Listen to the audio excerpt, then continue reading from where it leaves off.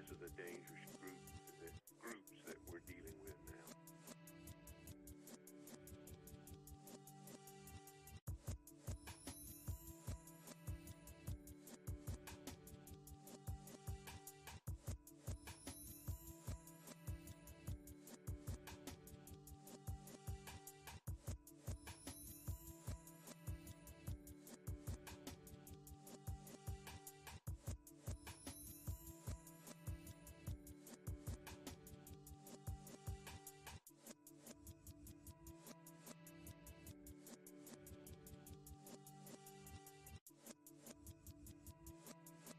This is a dangerous groups that we're dealing with now.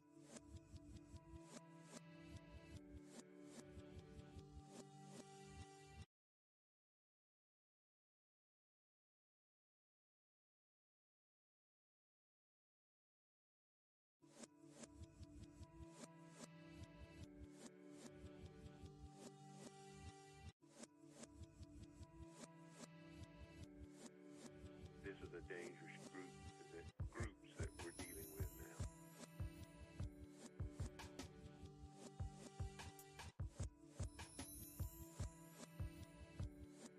we're dealing with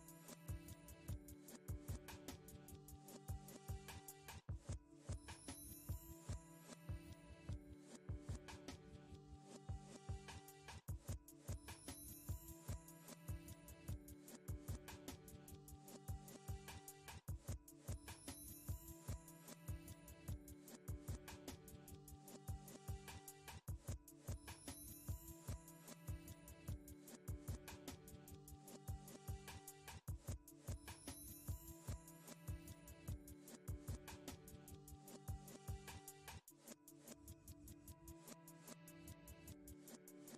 This is a dangerous groups that we're dealing with now.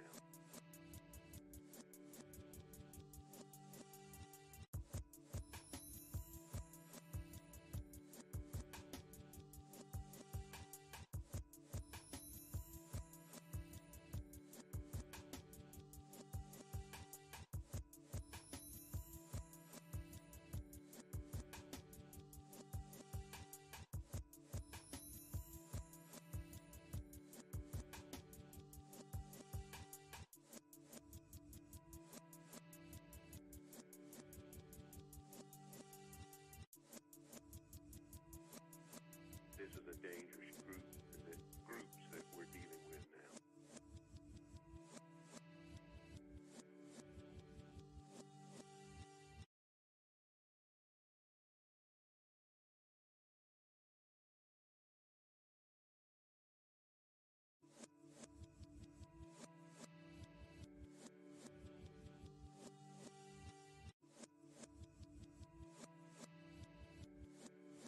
This is a dangerous groups that we're dealing with now.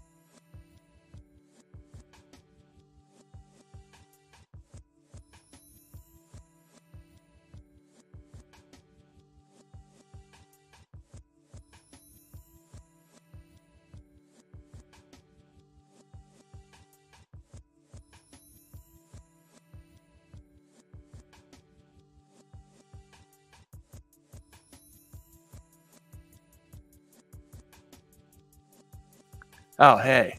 What is up, everybody? It's Tuesday. It's 8 p.m. Eastern Standard Time. It's time for the K-Gun Report. That's right. More importantly, it's week one, baby. It's week one against the New Jersey Jets. I can't wait to talk with them Reed boys and you guys. We're going to talk a little bit about the Rager we had this weekend. It was a great time. I got a little rattle the Reeds. We're just going to get, we're going to get into it. Here's that intro. We'll be right back.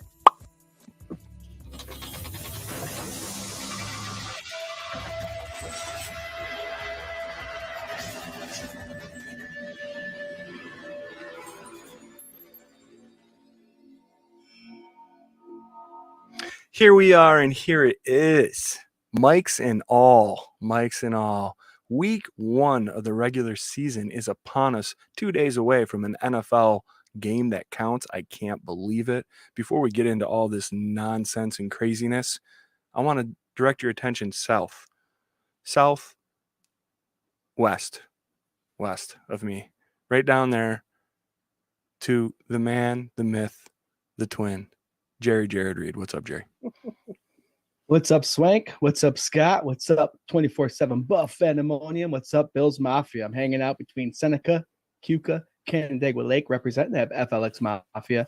Do you add a lake every week? Is that your thing? No, just 3 now. Just 3 because I'm right almost in the middle of it. I want you to add one every week until you get to the last one. All 11. Swank, you got a white jersey on? Scott, you have a white jersey on? I don't have one that I wear, but I'm going to represent Thurman Thomas today. Oh, yeah. Nice, let's go Buffalo. Nice. Oh, you're too good. Too good to put it on. Cool. Hi, Jerry. I want to get that signed, so I don't want to wear it. Oh, I got you.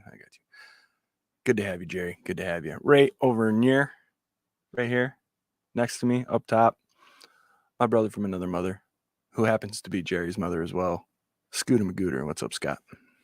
What's up, Swank? What's up, Jarrod? We're talking football game now. We've gone through this offseason, free agency, the draft, all the lulls of the season, and now the fun part, talking about our Buffalo Bills, highlighting the game coming up, which is going to be fun. We got Aaron Rodgers to deal with this year twice. I can't wait to get started, Swank. Welcome, Bills Mafia. Let's do this. Come on. Hey, come on. Let's do this, indeed. As always, we are part of the Buff Fan Base Network and absolutely proud to be. And can't imagine starting off this season anywhere else, to be honest, than with you guys and them. That also means that we're sponsored by 26 Shirts. Head over to 26shirts.com, take your paycheck, sign the back, hand it to Dell. Give it to Dell, give it a kiss, hand it to Dell, and just buy everything that you can in the store. And all that money goes to a great charity, a different charity every week. Just go over, check it out. It's a good time. We're really proud to be a part of that. We got Rob Mullen in the comments. What's up, Rob? We got Patrick Hughes saying, with all the mic drops from Derek Swank, it was only a matter of time his mic stopped working. With the jokes. We got Keely Smith saying, nice hat, which I'm assuming she's talking to you. That's right, Scooter. That is a nice one. I love it. I think we're us here at 24/7 Buff Pandemonium loves the standing Buffalo. Yeah. I wouldn't doubt at all. 5 or 6 shows this year. You'll see us all wearing it at some point. There it is. Every variation between the three of us. There it is. I love it. We got Dr. Bruce in the comments. What is up, Dr. Bruce? I think you're probably going to want to go over to 247buffpandemonium.com and check out some of these blogs that we got over there. I guarantee you Dr. Bruce is going to have an injury report. I guarantee you the cover 2 is coming out with Rob Mullen. And breaking news tonight, ladies and gentlemen, we have signed. I know the trade deadline's not over, but we have signed off free agency Mr. Zach Blaine. Zach Blaine is going to join 247buffpandemonium.com as a content creator and a writer, and we're stoked to have him. Also, man, I was cruising through the Wix thing, just like looking at access and stuff. Rob Mullen, dude, this dude kills it. 78 posts he's made since coming here. Rob, we appreciate the hell out of you. Dr. Bruce, 10 solid once a week for 10 weeks. How long? That's a lot. You know what I mean? Ryan Thomas. Ryan, we got to talk on Sunday sessions. No, Rob Mullen puts some good stuff out there. Yeah, he does, man. He adds a little bit of his flavor into it, but he is open to anybody and everybody's opinion. And Dr. McKellar just put something out there a couple days ago that's fantastic. If you're wondering what's going on for this upcoming game, he put it right out there. And Shakir kind of makes me nervous, but we're going to get to that later. Hell yeah. I like to add in there real quick. Yeah. This is a fan first perspective, 24/7 Buff Pandemonium FLX Mafia. And that's exactly what you're going to get with our blogs and our insights is that fan first perspective. We love our Buffalo Bills. We're going to keep it positive, but we're not afraid to give our own opinions. And I absolutely love it. Welcome to all of you new people that have joined recently. There's been a lot. Hell yeah. Thank you guys so much. We got the beautiful Ellen Lartz saying the 24/7 Rager Party was fantastic. Had a rocking great time. We're so glad you came, Ellen. Patrick Hughes reminding everybody in the chat that's in the K-Gun Fantasy Draft, which is Scott and myself and Jared. Oh, no, not Jared. Jared's out. He won't do it. But anybody in the comments that's in on it, 8 o'clock tomorrow. 8 o'clock? I thought it was 9 o'clock tomorrow. 9 o'clock, I thought. It's 8. He says 8. It's 9. Are you Central Time or something? I hope it's 9 because I got band practice till 9. I'm going to kick everybody out so I can get it. Swank, I tell you what, I'm the league manager. What time do you want to jump in? Oh, me? Oh, God, I'll do 9:30. Good question, guys. I keep putting my thumbs up, and every time I do, it pops up as the thumbs up in the left corner. Is there any way to get rid of that? I noticed that. What are you talking about? Jared's Like if not, I do every this? time he does this, you'll see it pop up on his screen. Oh, maybe it Like a doesn't do it. little emoji. Oh, I didn't see that. No, I No, think it's you're not doing crazy. it anymore. Okay. I think what's happening is people are liking it coincidentally when you're doing that, and then you're, Oh, oh my God. I didn't see it, but maybe. Let me see. keep liking. Keep liking. It might be AI. AI is just taking, keep liking, dude. Yeah, we're up at 30 viewers Nice. right now. You guys are the best. We're going to get into this week 1 madness here as soon as we get through saying hi to a bunch of our friends. We got Adam. What's up, Adam? Let's see. We got Lou. Love the hats, guys. Guess I need to get a new one. LOL. Yeah, man. We hit them up all the time. It's like we're good at least for 1 or 2, right? Hey, Lou RQ was at the Rager. Big up, Lou OQ. Thank you for coming. Hell yeah. Patrick says, sorry, it's 9. Pat, come on, man. Come on. You know I'm going to bust on you now. I'm going to bust on you the whole show. Do you even know when overtime is? 9 o'clock, bro. Come on, man. Let's go. You know what, Swank? Half our people are here watching anyways. Can we do 9:30? Let's change it to 9:30. We have the power It's to up do to you, that. dude. Let do us a know vote. in the comments. Do a vote. I can't stand auto pick, Swank, and if you can't be there, I want you to be sitting comfortably. I don't I'm want going you to be there. rush Yeah, for band 9:30. practice. Hell yeah. I would love it. Okay. Frank Mullen says he has to auto draft till 9, so he's going for 9 too. Josh Williams says 9.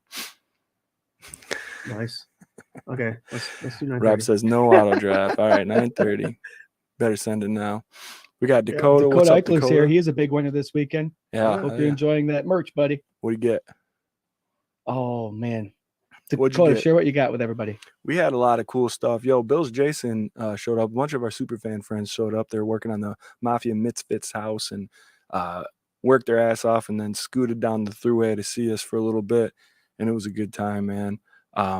Bill's Jason brought a custom mini that he made with a buffalo made out of a chicken wing with the charge stripe as a celery stick.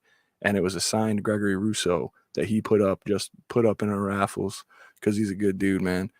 And our boy Jake won that, right? Yep. Yeah. Yep. Yeah, it was Yep. dope. Let's see. Jim Graham's back. He says, I appreciate my stickers. I'm back. Drink my MD 2020. 2020. Mad dog. Josh Mad Cook, dog. yes, 9:30, please. I think we're getting there, man. I think we're Magic getting there. Hughes. Like it, Everybody guys. wants it. Everybody wants it. Okay. Lou says was a great time at the Rager. Fantastic music, great people. We'll be back. Awesome, man. Awesome. We did have a great time. Thank you to everybody that came, man. It was, I don't know, just it feels like with the second year with it being at Reinvention, we were in our flow a little bit more. Had the layout there nice. We had Tony with the popcorn, Blackheart barbecue with the food. I had the brisket sandwich that was really good. Tons of raffles. We raised another significant amount of money for Mr. Mark Maddox. If you weren't there, Mark was unable to attend. He had an engagement. I don't know. Can we say?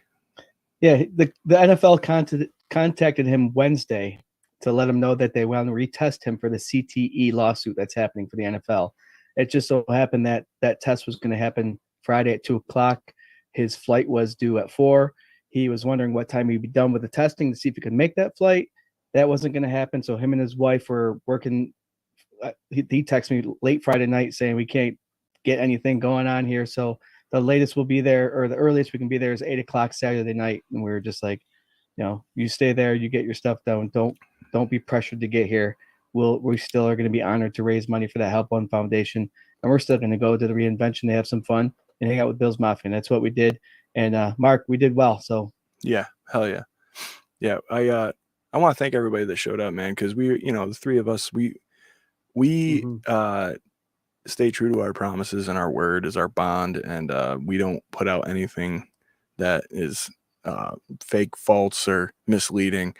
So when stuff like this comes up, it's, hey, Mark has to take care of himself. We're glad he did. It's not a big deal. I'd like to thank you guys that were there, man. I think 2 people all day asked me about it.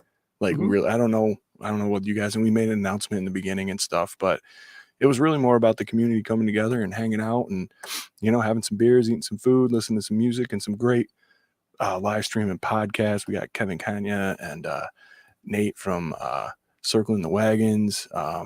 We got, of course, RT. Ryan Thomas came in big. Like, we had some heavy hitters there doing some great live streams, and it was just a super fun day, man. It was a really, really fun day. Appreciate all you guys for showing up. Daniel says, we even had some more. Go ahead. No, go ahead. Sorry. We even had some more moonshine. Moonshine from them See, Johns. it's still hitting me, John. Still hitting me. That's why I called it moonshine. About 2 o'clock that morning, Jared's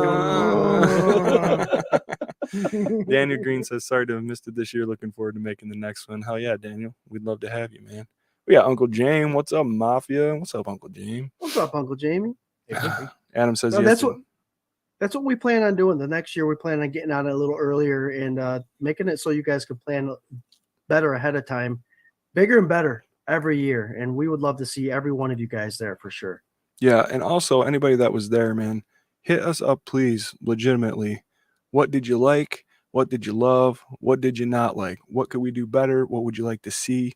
Don't be afraid. Shoot us a message. Shoot it in the comments. We want to make it as good as it can be for everybody. Yep. And really, like, it's a big thing that we try to plan for months and months and months. And probably, right around Super Bowl time, we start really talking about it and getting into it. But if there was anything that you guys would like to see more or less of, let us know, man. We'll take it into consideration. It's a day for all of us to get together and hang and be happy and celebrate being Bills fans, right?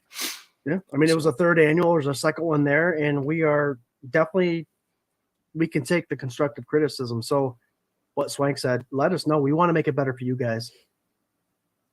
Looks like we have to try to get Jim Kelly there next year. This guy named Scott Reed said something. Was that really you? Yeah. Oh man, I was really hoping somebody made like a ghost account. Yo, what about the guy with the Dolphins hat, man? He was actually like really cool about all that stuff. Yeah. But he showed up and he was proud and he took the jokes and it was all a good time, man. So I mean, you go to Hammer's Lot and you go to the Mafia Misfits house and you're wearing the opposite jerseys. They welcome you in like you wouldn't believe, like you're part of the family. So that's the part of the Bills Mafia that a lot of fans that are not Bills fans don't understand, is that we can be a very friendly group, and we usually are.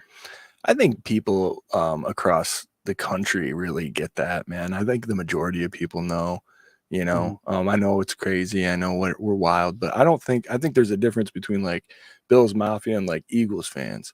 Like everything I hear about like the insane, like extreme Eagles fans, it's like brutal. Like it gets physical. I don't think there's really so much of that in Buffalo. I know every stadium has it, but I can tell you I've been to 2 other not visiting teams, but I've been to 2 other football stadiums outside of Highmark and Pittsburgh, and I was at the St. Louis Rams dome before they left. And the tailgate game, the fans, if that's the comparison, does not hold a candle. They don't know how to do it. They are not doing it. It's crazy. And I guess if you're coming from that kind of world where you're like, these dudes are like drinking their faces off and jumping through tables and like, taking their shirts off in negative 20-degree weather, like, holy Jesus. Like, I guess it would seem a little crazy, but I promise, like, if you're cool, we're cool. So that's how I live my life, actually. Right. That's a great statement. You put your name at the end of that, Swank. If you're cool. New shirt on Bonfire. You're cool, we're cool. Bills Mafia. That's our motto. If you don't want none, don't make none. All right. You guys are killing it, man. Adam, Eagles fans are terrible. agree. Daniel says Atlanta and Tampa don't hold a candle either. Oh man. John says that hole is getting bigger and bigger by the day in Orchard Park. They're getting there. Frankie, yeah, let us know here about the progress, right? Wasn't it Frank that was working out there? Frankie Yep. Mullen. Yeah. I'd like to know if any of the people working there are leaving a little bit of themselves in that hole, so when it gets buried, they're always going to be at that stadium. No, Sometimes Scott's shaking his head. just some of the sentences you say are so derogatory. Yeah. They can be skewed a certain way. Not How that many way. of you Cut guys that. out there are Cut that, leaving cut your that, mark cut in that, that? cut that, Yeah. cut that. Spelling your name in the snow. All right. So we got a little housekeeping here. It's 8:18. I wanted to do a little bit of the Bills news that came through, and then got to rattle the reads, and then we're going all in on week 1 here, guys. I want to hear all about what you got for the Jets and the Bills. So let's go ahead and over here at One Bills Drive today, we had 2 contract restructures. Mr. Taron Johnson, Mr. Ryan Bates. They freed up a little over $4 million in cap space. My thought on this, Scooter, is that they're just freeing up some wiggle room in case of injuries, that kind of thing that we see every year about this time. I don't think there's any big signing coming or a little signing coming. I think that it's just business as usual. Am I wrong about that? The floor is yours. I think you're absolutely right. I mean, I think prior to this restructure, the Bills were $250,000 still in debt. So I think it's a way to open it up a little bit. $4.5 million minus that $250,000. So they got $4.25 million now to wiggle with, and you need that just in case, God forbid, any of those injuries happen. So, yep, and they've got players on their team that are willing to step up and do something like that, which is good for Ryan Bates and Taron Johnson. Thank you for doing that. They're going to get paid. They basically, what these do with restructured contracts is most of it goes guaranteed. So anytime you're an NFL player and you can guarantee that money, you take it, and it also helps the team out. So you're spot on, Swank. Hell yeah. I mean, and again, it just shows the quality of players that Brandon Beane has brought into this building that are willing to work for the whole as opposed to being selfish or a problem. It's great. Jerry, you got anything on this, or are we moving on? Yep, you guys both nailed it. Pretty much they were in the negative and they made it positive. So thank you guys for doing what you had to do. Enjoy that money. Let's go. That's Jarrod Reed with the arithmetic take. I love it. A negative into a positive. That means 2 negatives had to multiply to create that positive. I love it. Ladies and gentlemen, here we are, 8:20. That segment only took 2 minutes, guys. We're on it, dude. We're pro. Buff fan base has changed us. All right, guys.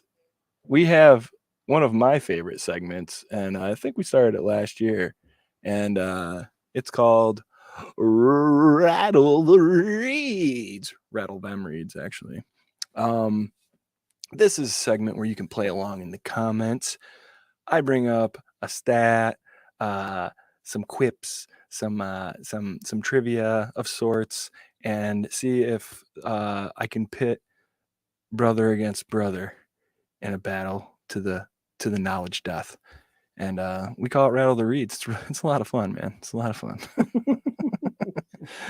What we got going on here today, boys, is I thought since last week's conversation, we were talking a little bit about Aaron Rodgers as compared to Josh Allen over their careers since 2019, right?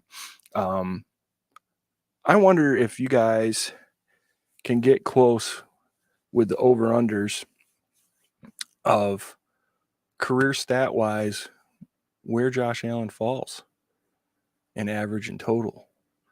So, what I have for us today is the stat muse for Mr. Josh Allen, all seasons from 2018 all the way to 2022. If you look and play along on your screen, you can kind of see I got all the games played and, his seasons, his name, his, which should be Savior, but it's just Josh Allen on here for right now. I love their little graphics at Stat News. Yeah, I think man, it's they're the pretty fun. best. Dude. Yeah. They're Mhm. good. So now, what I'd like to do is go through each category and see where you guys put the over-unders, or if you want to guess the numbers for the average for where he Okay. settled in each category, right? All right. So we're going to completions, career completions. Do we have any guesses? Career. The career for, I was looking average and total. Now remember, Total. this is his 6th year. He didn't play a full season. His first, he only played 12 games. 16 every other year except for 2021 where he played 17. Last year was only 16 because they benched him to save him. All right. I'm going to go 1,250, 1,250 completions. That's what I was going to say. 1,250. 1250. That's exactly what I was going to say, Scott. All right. That's career. So divide that by 6 or 5. 5. Yeah, do the math. Okay. 250. So you're both at Yeah, 1250. 250. All Yeah, right. 250. You guys don't have to 250. hit the average if you don't want to. 250, that's where you're going? Yeah. 1250 and 250? Mhm. Slightly off, boys. 1604 for an average of 320.8.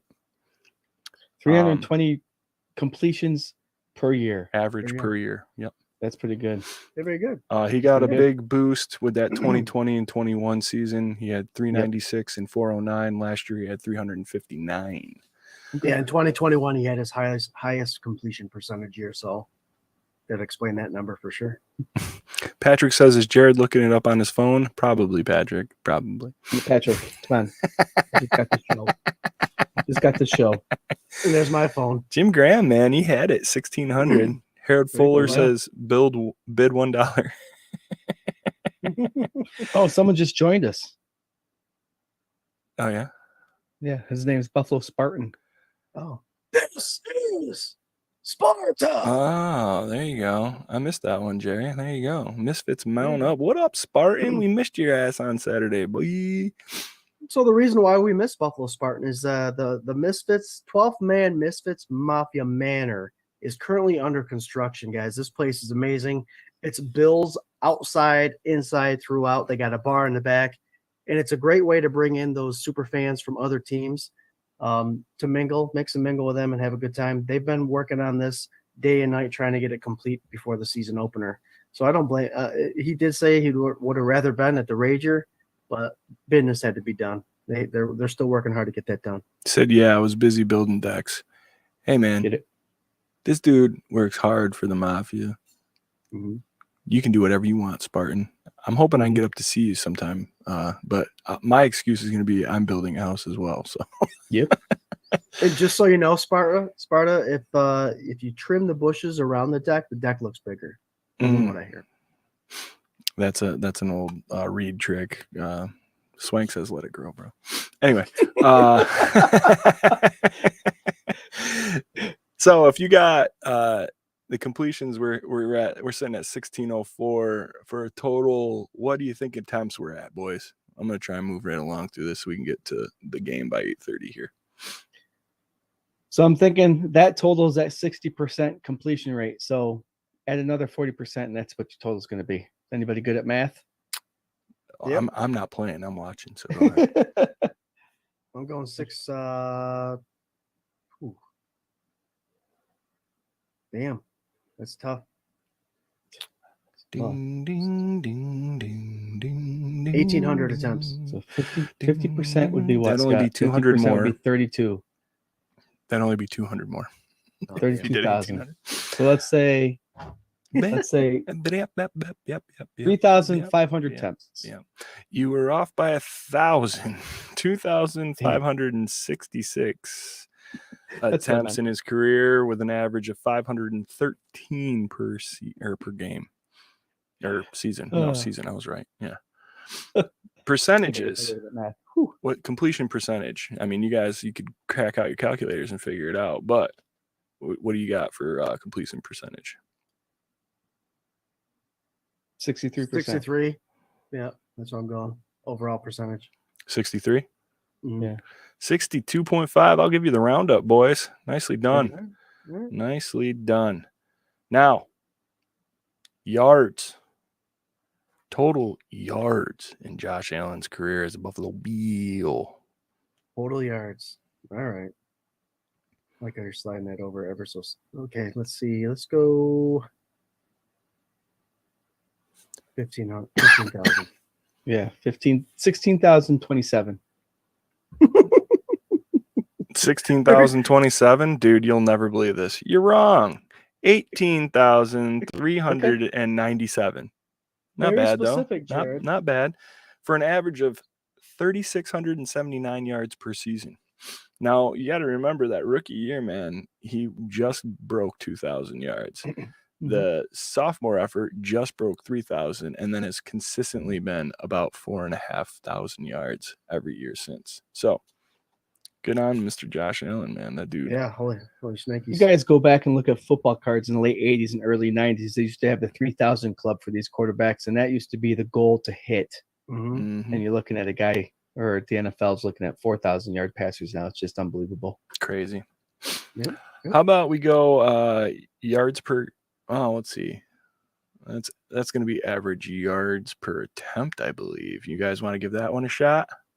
9.7. Damn. I'm just going 7. 7.2. Scooter Magooter gets that one. Oh, yeah. Actually, the average and the total are the same. 7.2 for his career and for his total. Yards per game. 270. 250, No, 270? Sorry. I'm going to say 240. 240. What'd you say, Scoot? I said 250, so Jared quickly changed his mind. No, 249. He went a couple seasons. Remember, he went a season and a half without a 3,000 or a 300-yard game. So, let's say 238.9, Jerry. Oh, there you go. Look at There you. you go. Look at you. Let's see here. I think I screwed my dealie up here a little bit. Whoop.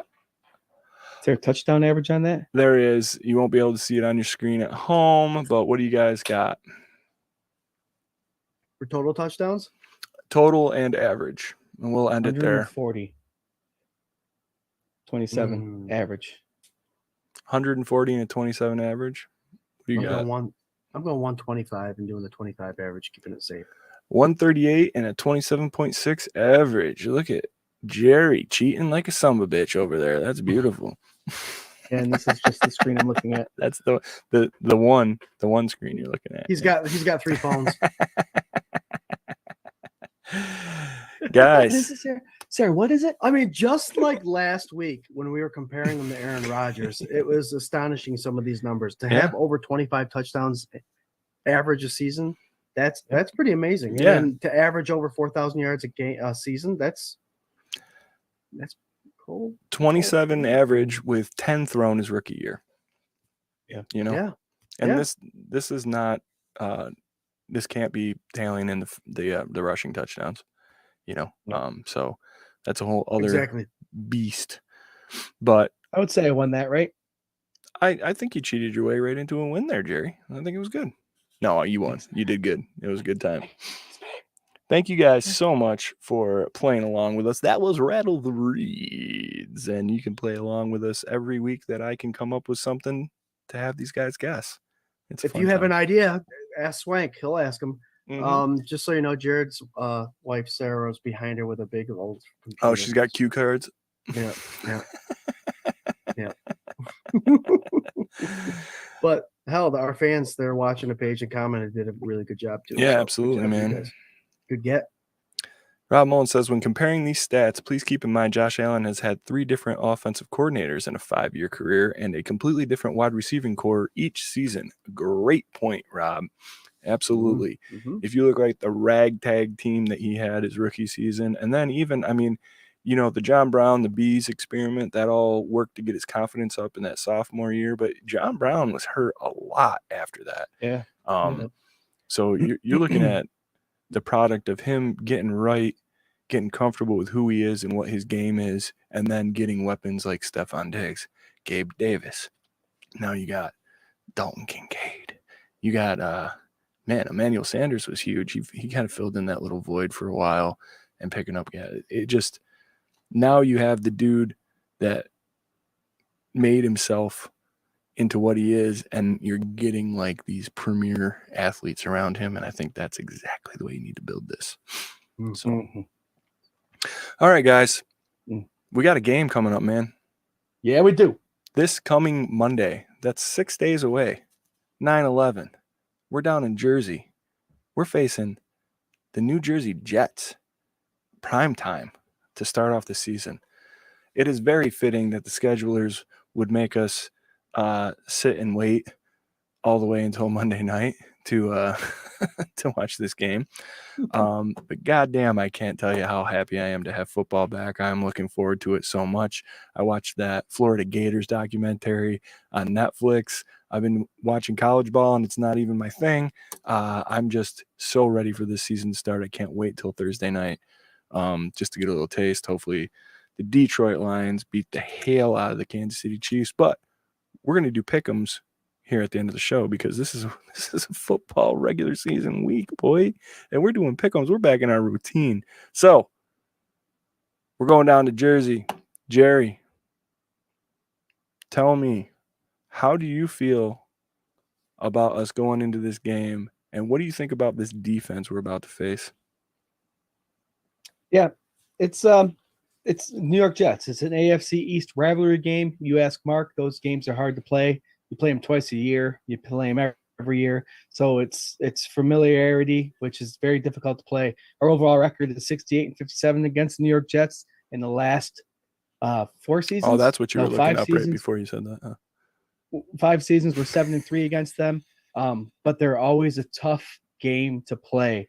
So I know Aaron Rodgers is a new addition to that offense. I know you think he's washed up, Swank. A lot of people do, but he's still Aaron Rodgers. You got to kind of see. We'll see what happens. He always time out. Didn't I say, what do you think about this defense? Slow it down. See, we get a little bit of Bobby Boner going on here with these rude boys sometimes. So slow it down. Tell me about the defense. Tell me about what you feel about this, because to me, and we'll get to the offense, the defense to me is the storyline, right? What do you guys think? What do you guys think about? I don't care about Aaron Rodgers like right now. What I want to know. I was just about to text Jared and said, slow your roll, man. The question was on defense, brother. And then have it all written down here. And then so the defense is always stout on that New York Jets, and they always bring a good defensive pressure each game. I think the last 2 seasons actually that we've played the Jets, we've had under 350 yards total against this defense. So their head coach is a defensive-minded guy, so he's always got the players there in the right spots against Josh Allen. Josh Allen has good games and he has bad games against the Jets. Let's see what happens week 1. But I'm nervous about what our wide receiver core is going to bring against this defense, because, like I said earlier, Shakir's got rib injuries. We don't know what's going to happen there. They got now 4 on the roster. We have some on the practice squad. Who's the Bills going to bring up for this practice squad on the offense to go against this defense? But right now, I know we have Josh Allen as a quarterback against this defense, and it's promising, but we got to see where the other pieces fall, because, again, that Jets defense is consistent and is always good season in, season out. So, yeah, their defense is good. So we'll see what happens. Prime time, there's going to be a lot of energy because it's 9/11. We'll just see how those pieces fall. How's that? See, now that was professional as hell right there, boy. I tell you. There you go. Now, I don't want you to get mad when I skip you when it comes to the offensive part. No, it's okay. I'm just joking with you. Scooter, man, so all I hear about is Sauce Gardner. All I hear about is this defensive line. Tell me, what do you think is the biggest threat to us on this defense? Now, I know that they lost a linebacker as well. What do you think is the biggest threat to the Bills' offense with this defense we're facing? For me, it's their team captain, C.J. Mosley. The guy missed the year prior, the last year, and the Bills whomped him. When he plays, that defense is a lot better. Defensive line adjustments. I know they play the wide nine with Coach Sala. He's a defensive-minded guy, as Jarrod alluded to just a second ago. But C.J. Mosley is the guy that runs that defense, and if he's healthy, he's good.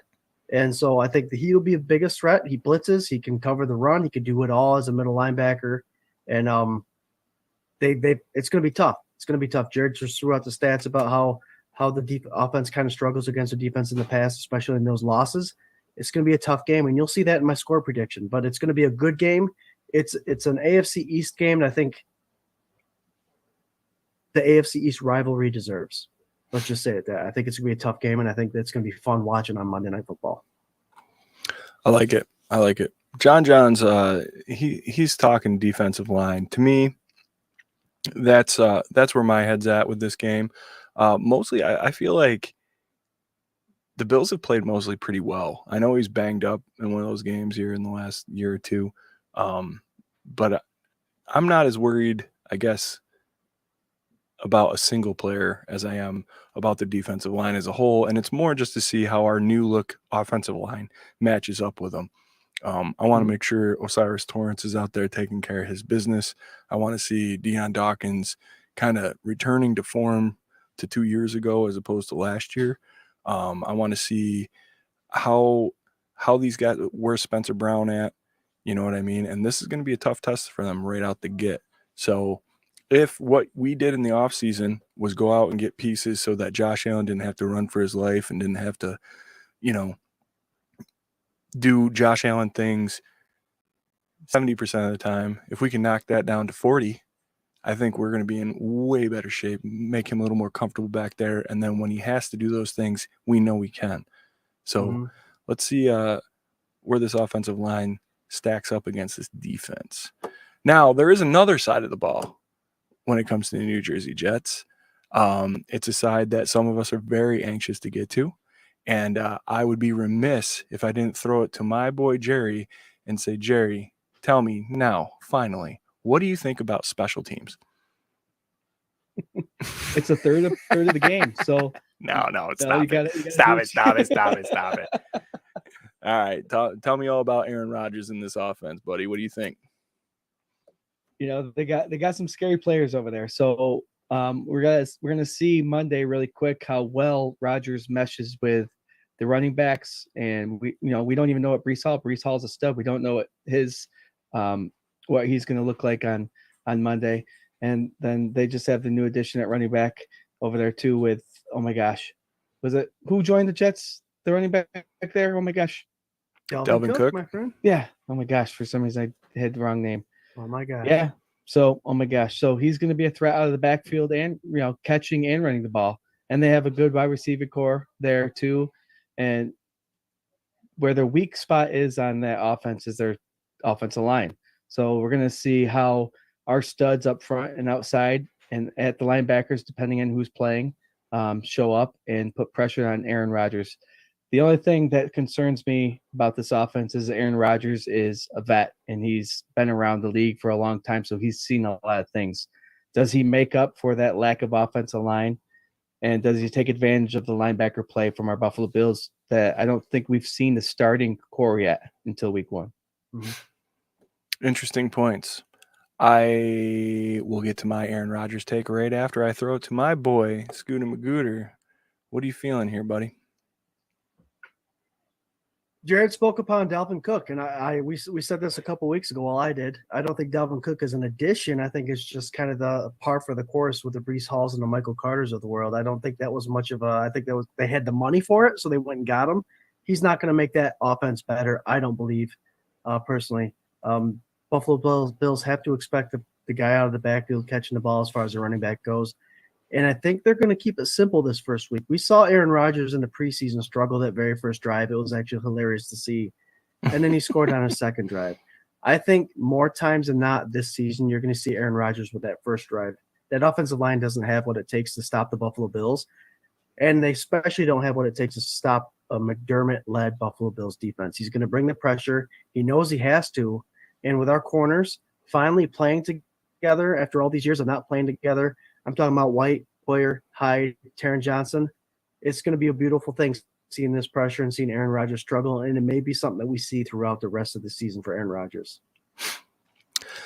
I like the take. I think historically, if you're looking at Aaron Rodgers, he, as he's gotten older, comes out of the gate cold. Like it takes him a good 3-4 games to get right. We all remember the relaxed comments. And I want to say and reiterate, I know I've spoken a lot on the show about Aaron Rodgers and how I think he's washed, and I stand by it. I do. I do not think that he is Tom Brady.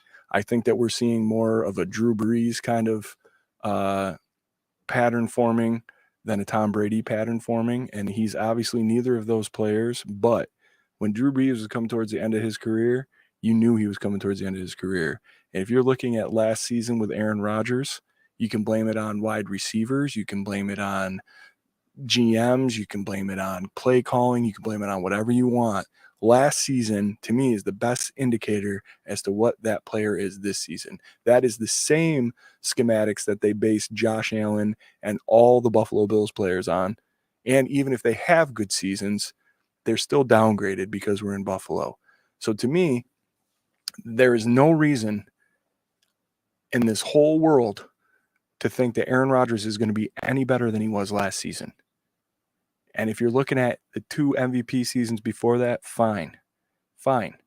But we all saw how Peyton Manning looked before the decline. We all saw how Drew Brees looked before the decline. We saw how Tom Brady looked before this last season.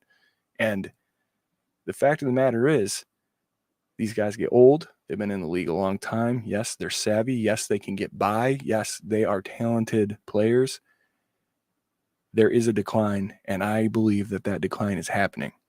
And it's not to rip and to be, I'm a homer and I'm a Bills fan and blah, blah, blah, rah, rah, rah. I just think this dude was near retirement, absolutely near retirement, and they had to pull him out of it, to get him to play. And then he wanted to pretend like he wanted to play it the whole time. I don't think his heart's in it. I think you're going to see it. You're going to see it about week 5, where all of a sudden it's going to be like, oh, this isn't what we thought it was going to be. That whole relax thing is not going to work after week 5. It doesn't Not in this work. division. Yeah, no. The other thing is, Aaron Rodgers complained about his receivers in Green Bay, right? He brought half of them to New York. And they did a great job drafting quality receivers to this team. They didn't have a quarterback.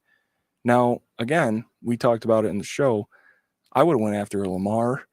I would have went all in on one of these, rookie QBs in the draft, something. But instead, it's that New York City win now ridiculous mentality where you had a core thing that was really good and you saturated it with what a superstar wanted. And you're kind of just leaning on the fact that you're hoping whatever Aaron Rodgers has in his tank is going to be good enough to get you through. And I'm going to tell you right now, this is the Bills division until it's not. That is it. If the Chiefs own their division the way they own it, the Bills own theirs. We've been number 1 for the last 3 years? Get out. Get out of here. So I think they have formidable weapons. I think you're going to see Trey White return to old Trey White, and this is my transition into the Bills defensive side of things. And yes, I am saving the Bills offense for last because that's the most fun to talk about, everybody. So get in the comments about it. And don't forget, go and buy everything from 26shirts.com. And we also are a part of the Buff Fan Base Network. This defense, I don't think they showed anything in the preseason. I think Sean McDermott is going to go apeshit crazy and start putting a lot of people in Aaron Rodgers' face. I think I heard this great take on WGR today. I want to hear what you guys think about it. Jerry, I'm going to start with you. Teron Johnson, who just restructured his contract to make some room for the team like a great dude would. Teron Johnson, why has he not been considered CB2 this whole time? We traditionally talk about CB2 being opposite sides of the field, right? Trey CB1, whoever's battling, whether it's Elam or Dane Jackson or Benford, whoever's battling for the CB2 position, the second best cornerback on this team for the last 4 or 5 seasons has been Teron Johnson. And there's nobody close. Absolutely nobody close. The most consistently solid corner has been Taron next to Trey.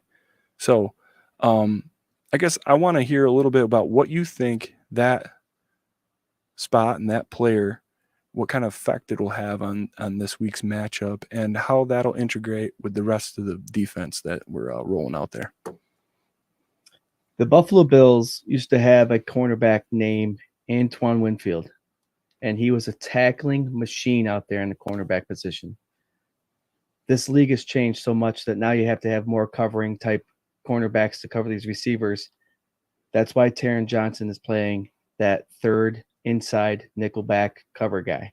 He is a tackling machine that can still cover. So they bring him in to play kind of like that linebacker position so he can come up and fill that outside run gap quicker than the CB would on the far outside.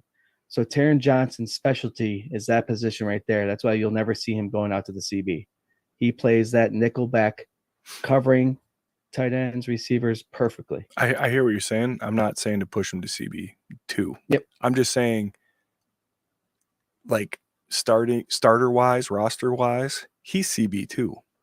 Like that other position, the other CB out, like the CB2 position, that should be CB3. This dude is, I know he's a nickel corner. I know that's especially, that's where he plays. Where I'm seeing a lot of people throwing that out there, Jim Graham, a lot of people in the comments. I'm just saying who's the second best corner on this team right now? Right. That's CB2. And that was just something that they talked about on Jeremy this morning. And I was like, damn, man, that's like right there in your face. That's right there. You know, like CB2 should just be the second best corner. Like it doesn't have to be the guy that plays that opposite position. They're all corners. Right. Yeah. You know, throughout the season, it was CB1 Trey White, CB3 nickel, Taron Johnson. Why is there competition for CB2? You would, I mean, a layman would think, what, shouldn't there be competition at 2, 1, and 3 should be set? But no, it's the opposite. It's like, why isn't Taron Johnson considered number 2? And I think Jarrod hit it right on the head. That's a specific position in the NFL, and in the past, the Buffalo Bills have run that 4-2-5 nickel defense, the hybrid defense, and that's what he's really good at. He is the second best defensive back on the team, and that 4-2-5 has ran a significant amount of time. That 2/3, however you want to name it. I think Taron Johnson's perfect for it, and he's top in the league for sure. We got Paul Rossi coming in with a hot question here. Will Taron Johnson, and Rapp be in a hybrid safety 3 linebacker monster back? I got my opinions on that. I think when you see a dime come out, a heavy dime, say it's like questionable whether they think it's going to be a run or pass rather than just pass all the way, you'll see Rapp come in and maybe fill that box. So instead of seeing 2 linebackers like a Milano and a Bernard, Rapp will come up. Yeah, I think you'll see that quite a bit because this guy started last year, shitload of tackles. He's just like Taron Johnson. He could find the ball and make the tackle, and he can cover. So if you need someone that's more nimble that can get to the edge, cover, we're running back out of the backfield of screen, circle route, whatever, I think Rapp's a perfect position for that. I think they're going to have a hard time keeping him off the field. We've talked about that on the show before too. I think you're going to see a lot more rotation, maybe with Poyer and Hyde getting older and a little more injury prone. You might see him on the field a lot more, even if it's not that package. I would love to see him out rotating. I would love to see just something a little new and fresh. I mean, what we got works, and I love it. I love it to death. I think a lot of the concern for Bills Mafia is like, what's that middle linebacker position going to look like? So you're going to scheme around it, or do you have Bernard back there and he's just been ready to go. He's just been banged up, you know what I mean? Or Kirksey or whatever. It's going to be interesting to see because I think that's going to be the weakness. That's going to be the thing that Aaron Rodgers is going to try and lean on. He's going to try and do those slants across the middle. They're going to go right at that spot and see what happens, right? They're going to test it early. Yeah, we got a strong defensive front. We got a strong back end. So how do you make the inside work? You manipulate each player, bring in certain guys on certain schemes, certain situations, play them in different spots so the quarterback doesn't recognize what's going on. And then you make that linebacking core stronger because it looks different than what you've seen all year. So to see Taron Johnson and Rapp coming in, I, I love that idea. Switch it up, see what it looks like. Hell yeah. But think about the corners and the safeties that you have that haven't played together for how many years. You take apart that back half and the outside. You can have some people lingering in that middle on that side of that box. That's going to take away from those slants, and it's going to be a dangerous situation. Whether or not Rodgers can hit the guy or not, if the guy catches the ball, he's going to get popped right away. And that ball, we've seen Milano take advantage of those pop-up balls and take them for a touchdown. So if those four, and I'm talking about the corners and the safety, do their job, McDermott brings the pressure, and the rest are just hanging out in the middle for those slants. And Rodgers will be frustrated for sure, guys. I think Milano's job at linebacker this year is going to be more important than it has in the past, and it's going to be to make up for some stuff. And he can do it. He's a beast, and he's going to be the X factor all season at that linebacker position to make sure everybody's in the right spot to make up for safeties, corners, and the middle linebacker. And I wouldn't want any other guy in there than him. So he's ready for it. Yep. Hell yeah. All this talk, week 1, New Jersey Jets. Oh, I can't wait. I think we're sniffing overtime, man. We got 7 minutes left, and we haven't even talked about this D line. What are we looking at with this D line, boys? I mean, I got X factors, I got bold predictions, I got everything loaded up in the chamber here, and we can't move on to the offense without talking about these boys up front. So It's Scooter, week 1, Swank. We might as well go in overtime. might as well. Hell yeah! Cheers, everybody. Yeah. Oh, he's popping it. Yeah, hell yeah. That's a Reinvention Brewing Company beer, Middle Finger IPA. I saw Scott at the store where we purchased our beverages today on the way home. If you like a tasty IPA that can kick your ass, they have that Middle Finger Lakes IPA, and they have a double with that. So there's a reason why we go there every year, because we enjoy their beer, and we want to. Go ahead, Jarrod. What do you got? Oh, you got a little Jenny Oktoberfest, huh? Oktoberfest. Nice. The leaves are falling. The smell is in the air. The Oktoberfest is everywhere. Are you flexing a little bit? Are you flexing a little bit when you're doing that? I was going to say, so happens it's something.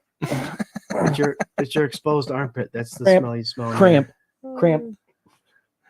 Swank, I think a lot of people are forgetting that this is no longer a Leslie Frazier defense. I think what McDermott allowed the last couple of years with Frazier was the understanding that he's a wily vet that's been successful. McDermott's always brought an aggressive defense. He's brought defensive linemen to where they shoot gaps, they get in the backfield, tackle for losses, not the linebackers, but the linemen. Mm-hmm. And I think that's why they signed Ed Oliver. A lot of people thought right off the bat he hasn't proven himself. But the understanding of how McDermott runs his defense, it's perfect for Ed Oliver. It's perfect for Daquan Jones. It's perfect for our edge rushers. I think this is going to be the best season since McDermott's taken over as head coach that our defensive line is going to have. They're not going to push the sack 72, whatever it was the Chicago Bears set, but they're going to put up pretty impressive numbers. And like I said, it's going to be the best they've had in 10, 15 years. I think it's interesting you bring up that like under the radar part of thing. Like people are forgetting, I think, that McDermott is taking over this defense and kind of taking it for granted. Like, yeah, they're a top 5 defense. They're still a top 5 defense. They were last year. This year, McDermott's coming in and putting some of that grit, that wrestling, fundamental, like just, I can't wait. I just can't wait. We talked about it at the Rager. You guys, you did with Kevin. That game where he took over, right? He took over for Leslie, and he came back, and the second half was completely different on defense. Took over the play calling, and like how many coaches can do that?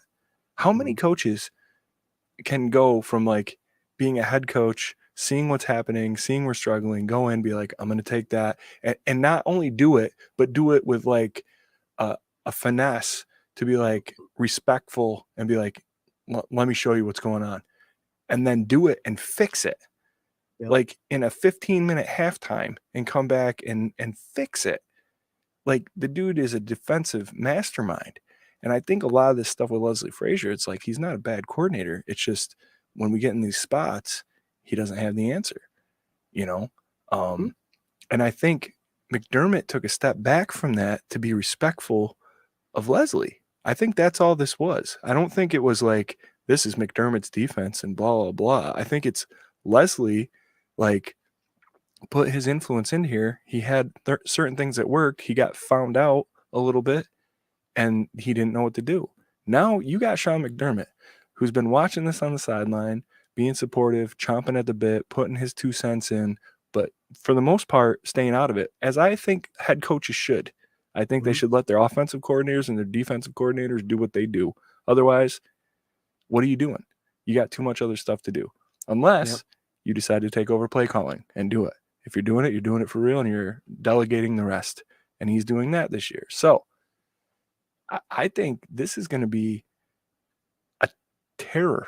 Like this group is going to be on fire. And I saw Rob Mullen or Dr. Bruce. Floyd will be an X factor on the D-line. He was hidden from play during this preseason for a reason. Sean McDermott is not a dumb man. You saw nothing in the preseason. Absolutely nothing.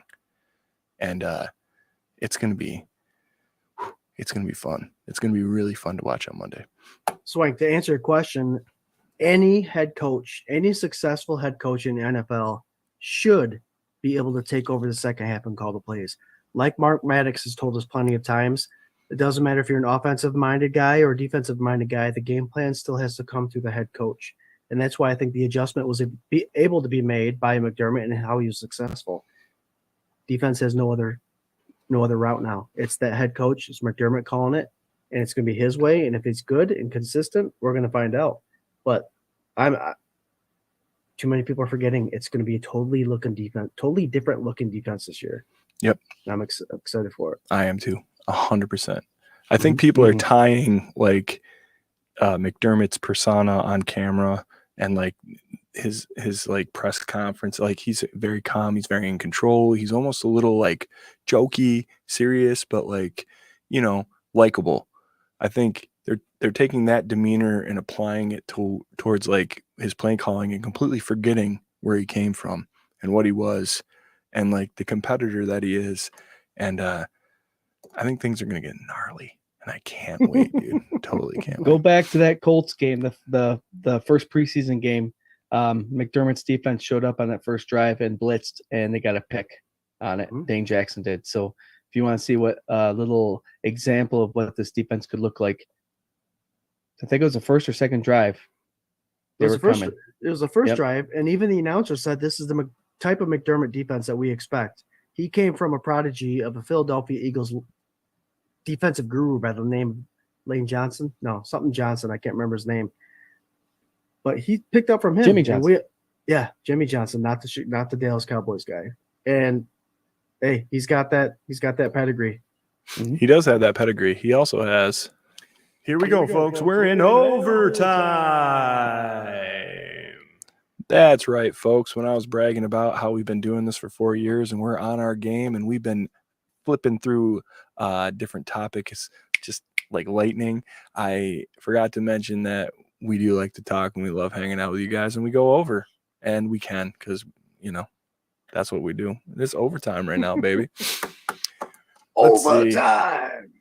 John says, I think that Russo, Floyd, and Milano are going to make a huge statement to start the season. I love it. Patrick Hughes says, no halftime retirements. Just bringing that shit back up. Rob Mullen says, what time is it, Pat? You know what time it is, Rob.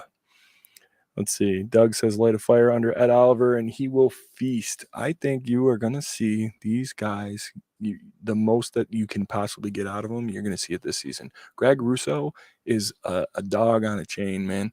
That dude is ready to go. I don't think there's any reason to think that he is not going to just completely dominate. And Rob, I saw your comment earlier. I think him and Floyd on the edges, it's going to be special. Floyd's not just a free agent they just brought in to fill a spot. Floyd is a free agent that was producing last year. And I think that one is one of the biggest defensive pickups that they had that people are not really taking serious, which is perfect. Great. Keep us under the radar, man. I love it. Any other team in the NFL that has finished first in its division for as many years in a row as the Buffalo Bills have, gone to the playoffs as many years in a row as the Buffalo Bills have, and they get that disrespect. I hear callers calling into WGR talking about how it's ridiculous. Like, you know, the Bills can't get past wild card. They've only had wild card wins these last couple of years, and blah blah blah. And the Jets are just loaded, and they're all. If you're gonna put that kind of weight on the Bills, like they've only made it to the playoffs every single season for the last like 4 years, and they've only won like 5 of those games. But then you're gonna say in the next breath, the Jets. The Jets haven't been in the playoffs since Rex Ryan was coaching them. Like, the Jets haven't done anything. Read up. You know, last year the Jets were a darling. They were this cute little thing with bad quarterback play. They didn't sniff the playoffs. You know, the Dolphins, same deal. They were big dudes. They're going to do big things this year. They big guys on campus. Lost in the playoffs. Like, to us, after the season we had. And now you're still sitting here. Yeah, but Swank, they hit Skylar Thompson. Well, of course. Oh, yeah, it's out the third string. The same Skylar Thompson everyone was in love with like 3 weeks leading into it. Yep. Yeah. Oh, yeah. The same third stringer that if they would have won by some miracle, we would have heard nothing but his name until Monday.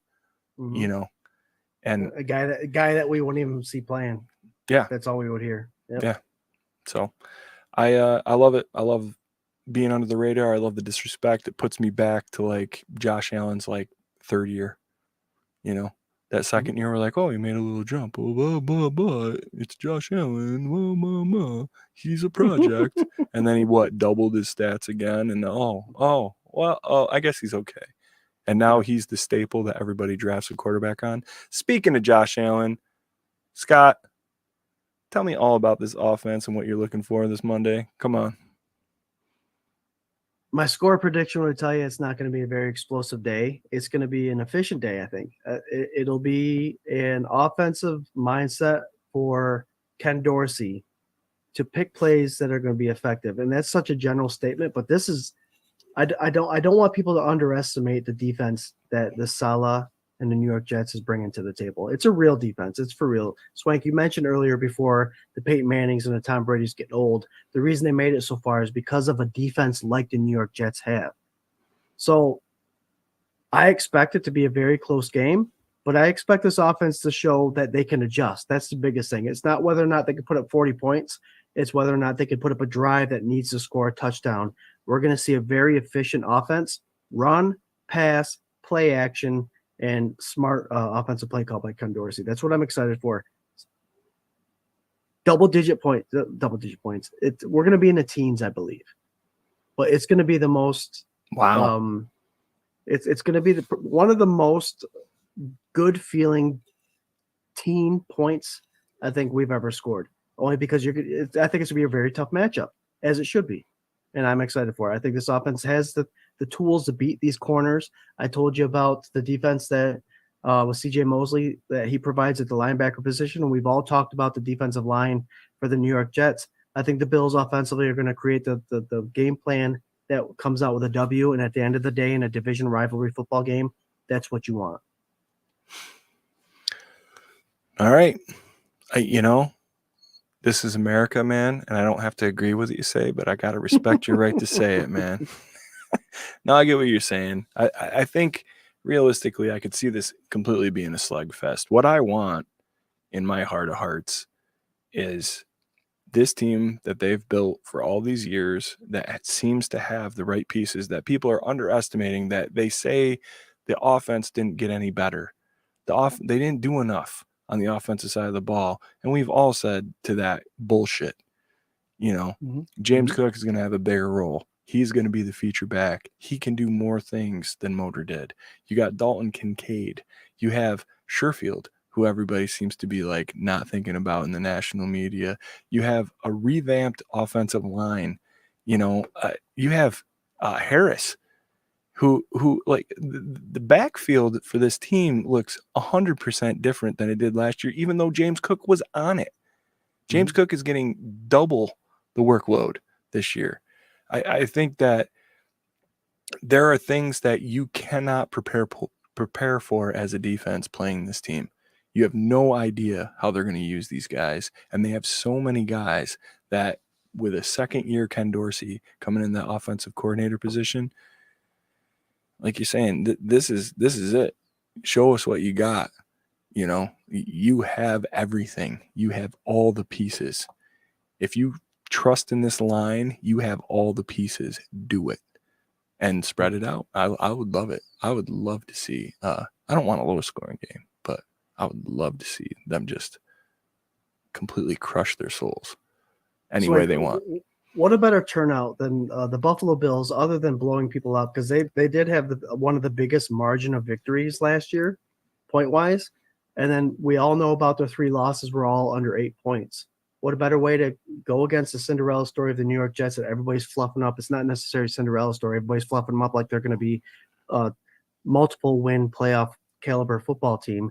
What better way to win a close football game and having the correct strategy to beat a close football game? I think it's a perfect setup for the Buffalo Win Bills multiple on Monday ways. Night If you Football. can win more ways than one, absolutely. Yep. Swank, you nailed it right on the head with multiple ways. Not only do we have Josh Allen playing in a primetime game, which he usually does freaking excellent in, but we have multiple people at the position that can back up other, like Dawson Knox. You didn't even say Dawson Knox. You just said Kincaid. You know what I mean? You didn't even say Hardy. Got all these players that if stuff is stagnant in the first quarter, they have the players to bring in to switch it up a little bit. Mm-hmm. If Josh Cook isn't, or Josh Cook, hey, Josh, love you. I did If that. James Cook isn't I producing, did that with Coach Los, man. if James Cook isn't Grossly. producing, guess what? Bring in Damian Harris. Bring in Latavius Murray. Yeah. If the slots aren't working, bring in Sherfield, Hardy. It's Knox and Kincaid. We have so many He's getting that shoulder shaking. good You see players that? on a team Hardy. that they could manipulate the offense differently from quarter to quarter to keep things either going or change it from quarter to quarter to be successful. So we have a dangerous offense, and it all leads with Josh Allen, again, who does well on primetime games. And we're just going to see where it goes, and it's exciting. Got 6 days. Is that what you said? Whew. Yeah. Running back Josh Cook says, I got it, bro. Give me the ball. Love you, Josh. 4 points. Thanks for help this weekend. How many points of contact, Jared? 6. 6 points of contact. Don't fumble that ball. 5? Is it 5? 5 or 6? 5. Yeah, I think it's 5 points. It's been a while. I don't know. I can't wait. I really can't wait. Mm-hmm. Thank all of you guys for hanging out here with us tonight to do this. I've been waiting for this show for a long time. It's like prepping for the Rager, going through all the preseason stuff. Like, it's all fun. It's all good. There's a lot of stress and a lot of planning and getting it all right. But this show, man, the Rager's over, and it was good. And and now we're here. We're back in our routine. Week 1, baby. Ooh. Let's go. We're going score prediction. We're going bold prediction. We're going to X Factor. I want to hear it in the comments. After this, we're going to quick pick a couple games from this weekend. And God damn, it's going to be a good time. All right, Jerry, what do you got? All right, I'm going to stick with what I said Saturday. I'm going to change something up a little bit, though. I'm going to say 31-24, Buffalo Bills. James Cook ahead is 135 yards. I just want to say he's going to have over 100 yards rushing, 2 touchdowns. It's going to be either catching or receiving, but or running. He's going to have 2 touchdowns. So 2 total. And that X factor is going to be that running game. Again, James Cook, Damian Harris, Latavius Murray. Pick your poison. Josh Allen. They're going to be, bam. You even forgot that. Josh Allen. So I know a lot of people don't like to see him running, but that's part of his game. So it's not going away. That's not going away. I think go Bills. The great part about all that, and great takes. The great part of all that is, like, when all else fails, you have that, and that will open up other things, because then all of a sudden you have to, when he starts getting on a roll and he starts chipping away and getting those big first downs, you have to account for him. Yep. And that's going to leave somebody open. And if Dalton Kincaid is the dude that we all hear and think and see that he is, there's just too many dudes on this team to cover. There's way too many. What do you got, Scooter? To go off what you were saying, if you see Josh Allen scrambling for a play that looks like it wasn't quite created, but it was created for him, that's how you know that It's something that is trying to make the offense open up a little bit. So that's that whole run game. I alluded to earlier a very narrow, low-scoring game. I'm going 17-14. I'm sticking with that score. I am sticking with also from Saturday. It's time to show off our rookie. I mean, in the preseason, offseason, we heard we don't know how we're going to use Kincaid yet, but he ran 100% of the snaps when the starters were out there. 100 yards, 5 receptions. I think it's not going to be a lot of targets, but he's going to make the most out of it and score a touchdown. We're going to see that nice celebration. And you can't cancel off Dawson Knox. I'm going to give him pretty good numbers too, but I'm not going to share them right now because I hate to be wrong on two accounts. The biggest thing for me is we've talked about. I talked about C.J. Mosley earlier, but that defensive line does bring the pressure. Quinnen Williams, Carl Lawson, L. Woods, Frank Myers. They brought the pressure last year. So it's all about what Spencer Brown and that offensive line is going to do. I focus on Spencer Brown because he's been that weak point, but he's the starter right now. So the X factor is going to be how does that offensive line handle the defensive line? And if they're struggling, how does Ken Dorsey adjust at halftime and make sure that he can give them a little more support? Ooh. Josh Williams, X Factor, wrap, bold prediction. D has 3 picks, 23-17 Bills, LFG with 18,000 exclamation points. I love it, Josh. Doug, yeah. bold prediction. Buffalo O-line pitches shutout, 0 sacks given up. Mm. Doug, great seeing you this weekend, buddy. Thanks for coming out. John Johns, 27-21 Bills, bold prediction. Groot and Floyd with 2 sacks each. X Factor will be Josh Allen with 3 TD passes. Do you guys remember when that was like a milestone for Josh to have 3 TD passes in a game? Yep. Yeah, not talking about that ever again, are we? Nope. 35-17. This is Adam. I think Gabe Davis will be the X Factor. Love it. Nobody's talking about Gabe. You keep Nope. There's like this pitfall of substantial players that nobody is talking about on this team. And I love it. Josh Cook, running back for the Buffalo Bills, says 28-17 Bills, 500 plus total yards. X Factor, McDermott's aggressive defense. I love it. Yeah, love it. I love it. Patrick Hughes, sucks for those with Spectrum. Hope you will find a way to watch the game. Mafia, help each other out and help people find the game. Yes, I wanted to bring this up. I have it in my notes. Yeah, Jared, I got notes too, buddy. If you're in Rochester, ABC 13 Wham, they are airing the game. I know in Buffalo it's not a problem. You're going to get it local. In Rochester, that was an issue that they were talking about. 13 Wham is airing the game. You don't have to worry about streaming it. If you go on Facebook, there are a couple of streaming sites or the international pages, and they do put the game up. Like it's kind of like a bootleg thing.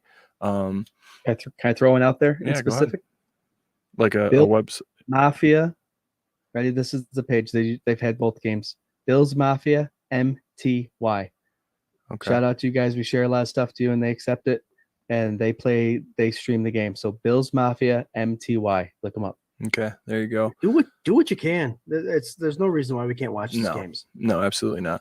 And I do have a couple sites. I don't know, message us if you need something, and we'll try and hook you up if we can. Adam says he thinks ESPN Plus still has it if you have that.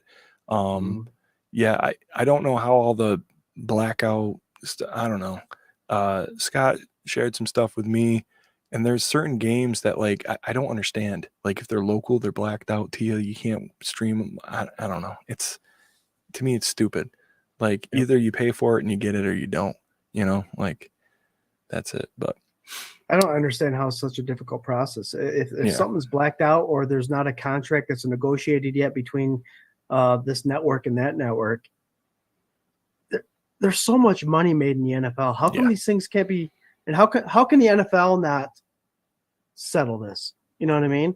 There's so many Bills fans right now. I have DirecTV, and Nexstar right now is having problems with Channel 8. Channel 8 is how I watch football, the Buffalo Bills football. How has nothing come together to be able to provide Bills fans from all over this area to watch a local game? And then when you go to NFL Plus or any of that stuff, it's still considered a in-market game, so they won't show it. It's just too much money in the NFL to not let people be able to watch whatever game they want to watch. It's all big business BS. Yep. I mean, look at the Yes Network. the Yankees just put out their own network. Why can't every NFL team, all 32, make more money than any other professional sports team in the world? That just came out. I put out that stat, I don't know, a couple months ago on the show, where it was like the top 34 teams in the whole world that made the most money. And I think like there was some bottom tier like football teams that maybe were under like Manchester United and like the Yankees or something. That's not true anymore. Every football team, Forbes list, top 32 teams make more money than any other sports team in the world. There's no reason. If I'm the Pagulas, if I'm whatever, Jerry Jones, whoever, I would be like, I'm making my own station. You want the game exclusively? Pay this. There you go. Mm-hmm. Like, and you know what? Everybody would pay. Everyone. You ain't kidding. Like, to know that they're watching a game no matter what? Hell yeah, they're paying. Hell yeah. Like, no matter the stipulation, nothing. You want my shit? Here you go.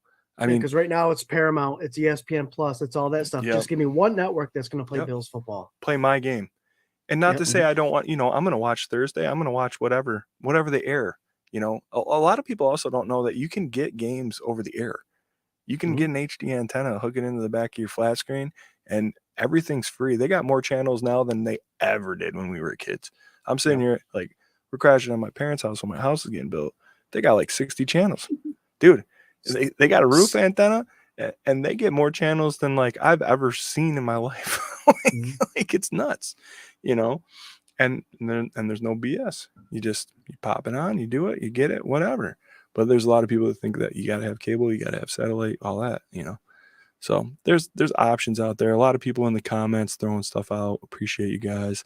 I'm going to go with my score prediction and bold and X Factor. And I'm also staying with what I said at the Rager. I think that this game is going to be a statement game. I want everybody to remember the Los Angeles Rams game last year. I want you guys to remember that. I want you to remember where everybody thought the Rams were, where everybody thought the Bills were. And I want you to remember the ass whooping that we gave them, because that's what's going to happen for me on my prediction. 35-13, Buffalo Bills. Bold prediction. Rodgers has 2 interceptions, and the X factor is that my boy Floyd has 2 sacks. I think that defensive line is going to eat. And I think if they don't, there's going to be problems. But that line, the offensive line, is not that good for the New Jersey Jets. So let's go. Where'd Jerry go? Love it, Swank. I think he had to use the lavatory.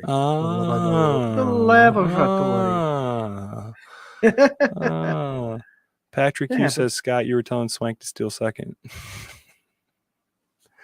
Was I? Did I just scratch my throat? I don't know, something.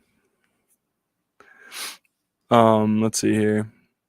Mike, tried the antenna at my parents' house, couldn't get 2, 4, or 7 to come in. From your mouth to God's ears, Paul Rossi, Swank Demonium. Yeah, man, dude. Jared doing some more cheating. Yeah, it's magic. You ran out of notes. There he comes.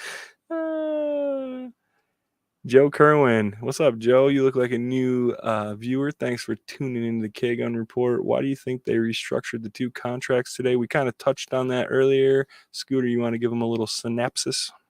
Yeah, we were $250,000 in the hole as it was. We free up some space. We're now 4.25. We freed up 4.5 mil. So I think it's, if anything, God forbid, were to happen, we have some space for it. That's it. Just a little business. That's all. Yep. All right, guys. I think where we're at right now is we got to pick some games, and then we got to get this final thought going. We're going overtime. I mean, Jared's bladder. That's why the bladder couldn't hold up. The bladder couldn't hold up. Can't handle it, dude. All right. If you want to, who's writing this down? You got it, Jared? Yep. All right, cool. We do beer bets on this show. Right now, I do owe Jared. How many 4-packs I owe you? 1 or 2? 2. All right. I'm gonna get them to you. I'm gonna get them to you before the game. We're doing pick'ems. I can't remember. Can you guys remember who beat the hell out of you 2 last year with pick'ems? I can't remember. Can you guys remember who beat you 2? Swank, you rocked it last year. 24/7 Buff and money. Bills Mafia, if you're watching, write Swank's picks down because if he does anything like he did last year, you're gonna make some money. Who knows? Who knows? All right, here we go. With this, we got football 2 days, bro. 2 days. Lions at the Chiefs. Of course, the Chiefs are at home on Thursday Night Football to kick off the season. But Travis Kelce is not looking to go. He hyperextended his knee today. That looks to be like a couple weeks where this boy might be out. So I thought it would be fun to pick this game. Carpenter's fun, the Chiefs, big deal. It'd be really sweet if the Lions just snuffed them out week 1. So, Scooter, what do you got, buddy? Amon St. Brown. We got an offense that's packed. We got Jahmyr Gibbs, a guy who I thought the Buffalo Bills should probably potentially draft in the first this year. This offense is potent for the Detroit Lions. Without going too far into it, without Kelce and without Tyreek Hill, who was given away a couple of years ago, we're about to see why Mahomes will struggle in 2023. Detroit, and that they're more motivated. They're hyped up more by their head coach than any other NFL team in this league, I believe. That Dan Campbell's got them going in the right direction. What an upset. They're going to celebrate their Super Bowl win with a freaking loss in the first week. And this is why, Swank, you win those beer bets. Ooh, I love it. Jerry, what do you got? So Sky has a loss or Kansas City winning? He has the Lions. The Lions. I have Lions winning. Yeah, Scott, you said all the right things. I think, Kel's not playing. Detroit's on a hot streak. Dan Campbell. It's preseason hot streak? What's that? No, last year he ended the season like on that. So they're doing well. So prime time. They still have Andy Reid. The only thing that's you have to watch out for is one of the best coaches in the league. So, but if Kels isn't there and Tyreek Hill, like you said, is gone, and I'm still going to go KC. Oh, dude, I had this whole thing lined up in my head. I was like, he's going Lions, and I'm going to be like, this is why I won last year. No, Patrick Mahomes is something different. He's crazy, and Andy Reid's right there with him, and they'll just make things work. And I think Detroit's going to have a great game, but at the end of the day, it's going to be Buckner with a long one. Well, if you guys have followed any of my picks over the last couple of years, I'm going to tell you, there are certain things I won't do. I won't pick the Browns. So, that'll be another game that we go. I'm going to pick the Bengals on it. Don't care if Burrow's playing or if your Aunt Sally's playing. I love to lean into stuff with my heart. I want to see the Lions smoke the Chiefs. I'm going to have to go Chiefs, though. Bengals Browns. That's the game we're going to get locally, in case you were wondering. Sunday at 1. I already made my pick. I'll go. It's after 9. It's overtime. Fuck Deshaun Watson. Fuck the Browns. Going Bengals, baby. I think you're going to see a little bit of a struggle with Burrow in his leg. It's Nick Chubb's season. He's going to be the MVP of the season. So I have him in fantasy. So Browns with the upset. I got him on my dynasty. Still won't pick him. Going Cincinnati. We'll just leave it at that. All right. Let's see here. We like to do a couple good games. Well, I got to get the other games here. The other NFC East games. We got Eagles at Patriots. That's a 4:25 game on Sunday. I'll go first. Eagles. I'll go second. Eagles. That's a wash for us. All right, moving right along. Here's a good game. If you think the Dolphins are going to be good. Dolphins at Chargers Sunday, 4:25 p.m. I'm not going to go first because I already did. Go ahead, Jerry. San Diego's got a good defense, and they got Herbert. So I think San Diego is going to upset Miami and show the national media and everybody that, because everyone's got Miami is hyped up. Yeah. San Diego's going to come in there and just win. San Diego. What's the Vegas line on it? Anybody know? Anybody in the comments know? Herbert, if we ranked players, I had Herbert was my top ranked running back, quarterback this year. I think he's going to Cornerback? start off this season hot. He's the best quarterback in the NFL. I do believe because he's got the most talent, and they're going to start off hot. Miami fans are going to be humbled, and Smokey's going to be walking around with his camera, whining like a little bitch. Oh, Nicky Smokes. I can't believe this team. You're about to be exposed, man. Tua ain't what he is, and if the defense have gotten smarter, they could play a too high zone and take away that speed. That's just the way it is. That's it. If you can do that, I think you can win no matter what.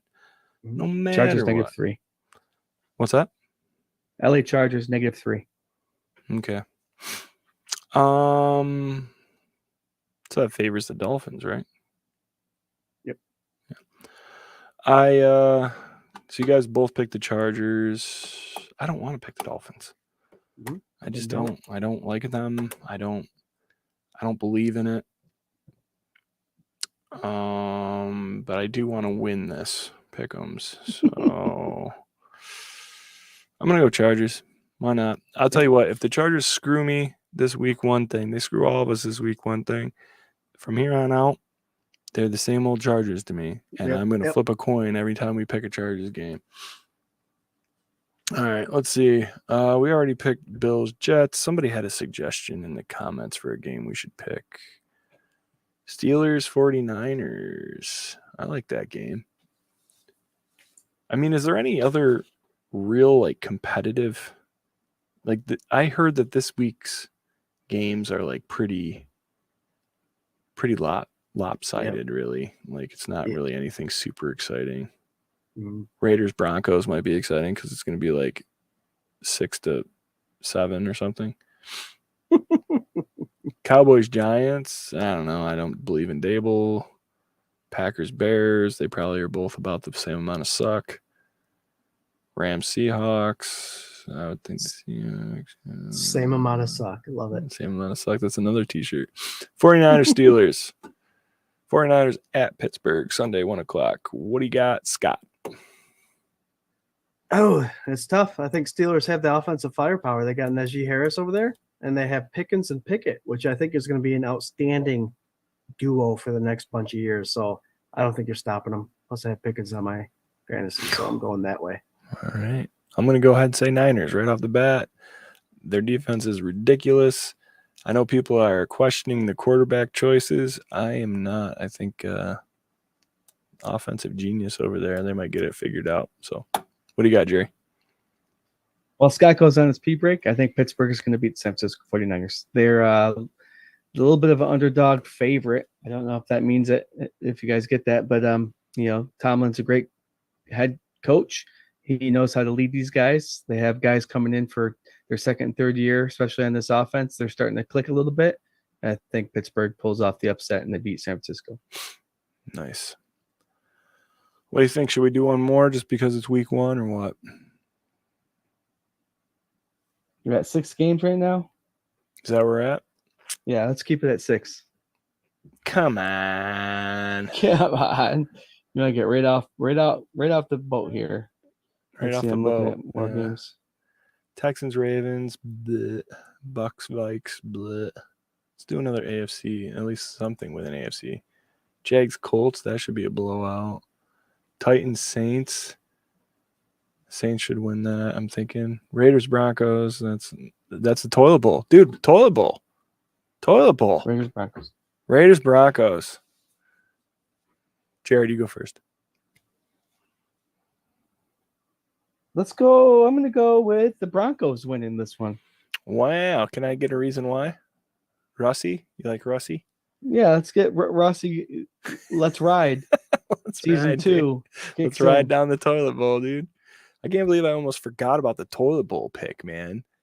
Wow. I almost forgot about the toilet bowl pick, Scott. Raiders, Broncos. Raiders, Broncos. Yeah. Are you muted? Raiders for sure for me. Okay. Raiders. Yeah. Jacobs is back. I think Garoppolo's got a good supporting cast with Renfro and Devontae. Oh, and Waller. the rookie there. So Waller's no longer there, is there? I know. I was just testing you. Yeah. How long is How long does Garoppolo play until he gets hurt? 3. Well, I think he'll get hurt before he gets benched, so it won't be long. It's got to be one of the two, dude. So we have Right, bad play or injury. Injury will happen first because I Mhm. think he's got all the talent in the world. So I think unfortunately it might be an injury before. Scott's got Raiders. I have Broncos. Swank, I'm what are you going doing? Raiders, buddy. Tiebreaker. Raiders. Yep. I think Garoppolo can hand that ball off, and he's back and happy now, so There you should go. be good. Patrick says Jimmy G gets hurt coming off the bus. Oh, man. Mike V, Russ is going to cook the SOS. That's right. Same old shit. That's right. Love it. All right, guys. We went way over. It was kind of a celebration. It was a victory lap for us. We're feeling good about the Rager, feeling good about week 1, feeling good being with all of our friends right here, and part of this Buff fan base network, and sponsored by 26 Shirts. And just love you guys, man. Love talking junk and stats and football and having a good time. So we're gonna go around and do these final thoughts. Don't forget, Sunday Sessions is live this coming Monday. We don't know if it's gonna be 7 yet. Probably around 7 is what we're thinking. 7. So guessing. we'll let you guys know here in the next couple days. That primetime game really throws us off that first week, man. Used to these 1 o'clock games. What the hell? Jerry, what do you got for a final thought, my brother?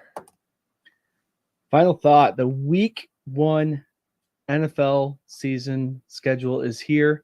We got we got 2 days for the game on Thursday. Yep. And sit back. Bills Mafia, you know it best. This is a long ride. I know it's 17, 18 weeks here, but the season's long. Just sit back. Watch the drama unfold. Watch week in and week out, one game at a time. Watch our Buffalo Bills. If they end up with the game with a win, doesn't matter how they got there. This is a tough league. Give them credit for where it's due. Enjoy the season. Got a lot going on at 24/7 Buff Fandemonium throughout the season. We have the stats. We have the X factors that we're going to post. We're going to have score predictions. We're going to get you guys involved. So pay attention to the page so we can get what your comments are throughout the week. And then, like Swank said, Sunday sessions, and then the game, and then back on Tuesday night for the K-Gun Report. Let's have fun this year, guys. Let's share our opinions, have fun, cheer those Bills on, and just support one another wherever that takes us. And I can't wait to see you guys next Tuesday to talk about our victory over the Jets, 1-0 going into the next week. Ooh, I love it. Be cool. Go Bills. Be cool, man. Scooter, you got to have a sweet sign off like that. Oh, damn. Oh, damn, Jerry. Mine's all about the getting into the regularity of things, the mojo. Us at 24/7 Buff Fandemonium, like we said earlier, it's a fan first perspective. So we want to hear everyone's opinions, and we take it and we consider it. We're talking back and forth. We love this show because you guys all get involved. The X factors, the score predictions, all that stuff. We love it. If you can't find out where to watch the game this week, let us know. We'll help you find that out, like Swank said earlier. But if you want to talk about it, hit up this game day thread that we do during the game. 24/7 Buff Fandemonium. We do a game day thread. Leave the comments. It usually gets pretty good activity for sure. And I can't wait for Sunday sessions. So I'm going to hit that one. Ryan Thomas from the Thomas Take Sports podcast and me and Swank. We do Sunday sessions, our pregame show. If you want to hit up on some last minute information, some last minute gossip, and some last minute thoughts, you'll tune in for sure. Gossip. The actives and inactives is always a fun part of that show. Yeah, that was like one of the coolest parts that came about that. How long have we been doing Sunday sessions? 2 years. Is it 2 years now? Damn. This would be 3, I think. Yeah, this is our 3rd season. All right, cool. Mhm. Yeah, I love that. That's like a happy accident that happens. Like we come on and we do it, and it's like we try to pace it so it's like we get off like a half hour before kickoff, so that none of us mess up our game ritual. You know, we want to be with you guys and like talking and give you all that insight right before, but also we're diehards, man. So like none of us are missing kickoff. No. Adam, can't wait to ride the season out with you guys for my first year being a part of this family. You guys are great. Let's kick some ass. Adam, dude, Oh, yeah. you get it, man. You get it. all these people here in the comments, you guys know, but Adam, man, this is a family. This is a special group of people. Everybody's fun. Everybody's positive. Everybody's a ball buster. It's just like a safe spot to like give your opinion and hang out and have a good time and talk Bills. Yep. No judgment here. So thank you for getting it and being a part of it. We appreciate you. For me, man, I say it almost every game week. It's been a tradition for like 3 seasons, I think, now on the K-Gun Report.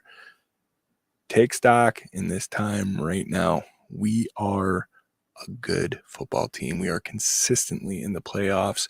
You have a superstar future MVP for a quarterback. You have stud players that care about not only this team, but this city and these fans. So take a second, come out of yourself, look around you, and enjoy this moment right now, because this shit has not happened since the 90s. It has not. And I'm going to tell you a little secret right now. This is better. And I fucking love them 90s teams. But this feels real good. So just take stock in it. Enjoy every moment. Enjoy the ride. You have 17 games, 17 Sundays and beyond, actually beyond, to love this team and love this season and watch it shape. So just be there for it. Be present, man. You can check us out every Tuesday night, 8 p.m. Eastern Standard Time, right here, wherever the hell you're watching us, for the K-Gun Report, presented by 24/7 Buff Fandemonium, also part of the Buff Fan Base Network, and sponsored by 26 Shirts. If you're looking for more content, you can go to 247buffandemonium.com. You can follow us on socials at 247 Buff Fandemonium on Facebook, Instagram, Twitter, TikTok, all those, everywhere, every damn place. Sunday sessions, half hour before kickoff, or hour before kickoff to a half hour before kickoff. We'll be there. And what else, guys? I got a couple of new shirts I got to make, I guess. We came up with some ideas today. Some good ideas. And we'll talk to you a week from today about how we kick the shit out of the New Jersey Jets, I hope. Right? Oh, yeah. Hell yeah. So for me, go Bills. Go Bills. It's a long season, one game at a time. Let's celebrate week by week. Go Bills.